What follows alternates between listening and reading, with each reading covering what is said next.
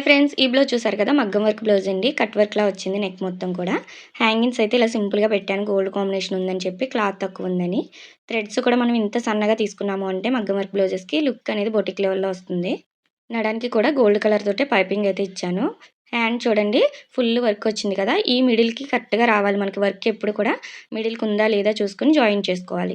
అలానే లోపల కూడా చూడండి లోడింగ్ పద్ధతిలో వచ్చింది. హ్యాంగింగ్స్ వచ్చినా కూడా మనం ఇలా స్టిచ్ చేసుకుంటే చాలా నీట్‌గా ఉంటుంది లోపల సైడ్, బయట కూడా.